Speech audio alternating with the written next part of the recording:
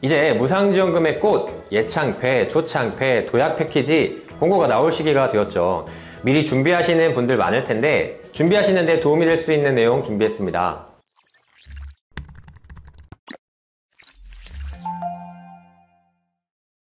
안녕하세요. 경영에서 투자까지 원탑 경영지도사 김경주입니다. 저는 현재 K스타트업인 창업진흥원 평가위원으로 활동하고 있는데 이제 곧 나오는 예창패, 초창패 같은 무상지원금 문의가 많아서 영상 만들었습니다. 많은 분들이 기다리고 있는 지원 사업이라서 어떻게 하면 선정될 수 있을까 궁금하실 텐데 팁 몇 가지 풀어드리겠습니다.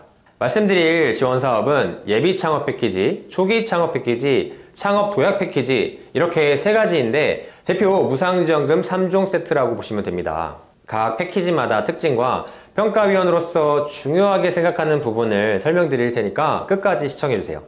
이 표 한 장으로 세 가지 패키지를 비교할 수 있는데요. 예창패는 아직 사업자 등록을 하지 않은 예비 창업자를 위한 사업으로 자부담이 0원이라는 장점이 있습니다. 초창패는 창업 3년 이내 그리고 매출액이 10억 원 미만인 기업이 신청할 수 있고 자부담은 30%가 필요합니다.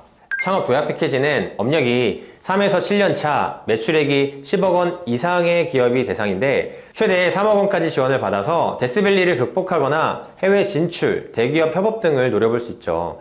데스밸리는 창업 후에 3에서 5년 사이에 발생하는 위기 상황을 의미합니다.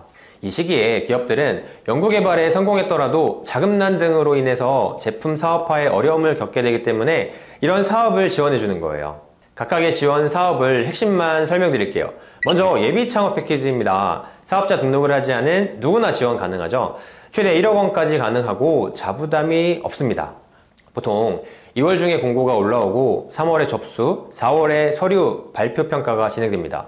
이게 평가위원 입장에서 보면 사업계획서에 나오는 시장성과 팀의 역량을 집중적으로 봅니다. 왜냐하면 아직 창업 전이기 때문에 얼마나 구체적으로 시장 조사를 했고 문제 해결 방안이 뚜렷한가를 보게 되는 거예요. 다음은 초기 창업 패키지입니다. 업력 3년 이내 그리고 매출액이 10억 원 미만이면 지원 가능하죠. 자부담이 30% 필요하다는 점은 유의하시고요. 최대 1억 원까지 지원이 됩니다. 올해는 특히 4차 산업혁명 분야와 ESG 관련 아이템에 가점이 부여될 것으로 보입니다.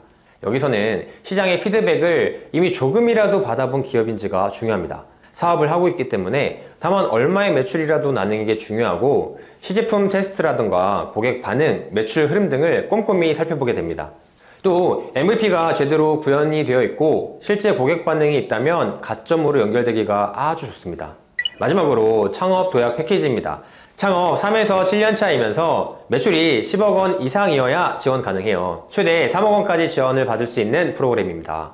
흔히 데스밸리라고 불리는 매출 정체 구간을 극복하거나 스케일업을 준비하는 스타트업은 꼭 받으셔야 되는 자금이에요. 올해는 대기업 협업 트랙, 해외 진출 지원이 특별히 강화되어 있습니다. 평가 시에는 기존 매출 지표와 고용 창출, 기술 경쟁력, 그리고 투자 유치 가능성을 많이 봅니다.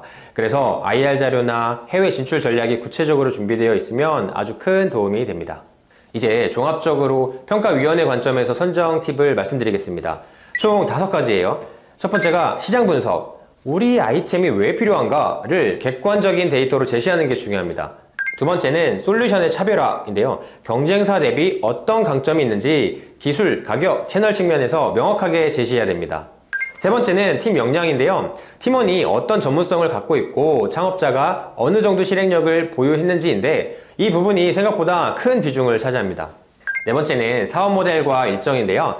언제까지 MVP를 출시하고 매출 목표를 달성할 건지 등 구체적으로 계획을 세워야 신뢰가 올라갑니다.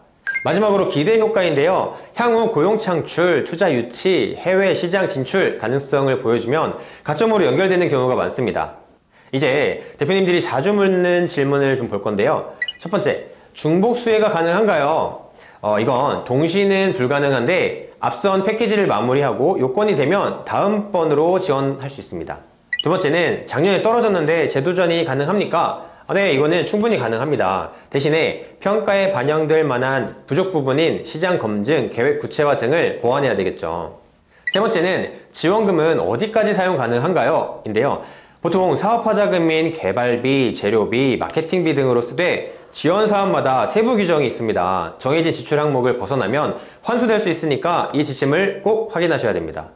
아주 좋은 시나리오는 예비 창업 패키지로 시작해서 초기 창업 패키지에서 투자 유치 기반을 마련하고 창업 도약 패키지로 해외 진출의 도전 등으로 연계해서 받는 케이스예요. 각 단계별로 특징이 있고 어떤 기업에 줘야 되겠다 이런 게 확실하기 때문에 차근히 준비하시면 3종 세트를 모두 받으실 수 있어요. 이런 지원 사업은 단순히 자금만 받는 게 아니고 지원 내용 중에서 교육, 멘토링, 네트워크까지 종합적으로 활용하는 게 좋습니다. 오늘은 제가 평가위원, 자문위원으로 활동하면서 쌓은 경험을 바탕으로 예창패, 초창패, 도약 패키지 이렇게 3가지 패키지의 핵심과 실제 선정 팁을 알려드렸습니다. 이제 곧 공고가 시작되면 지금 말씀드린 내용을 바탕으로 사업계획서를 튼튼하게 준비하시면 좋을 것 같아요. 준비하시면서 더 궁금하신 점 있으면 댓글이나 상담 문의 남겨주시고요. 구독과 좋아요 부탁드립니다. 또 만나요.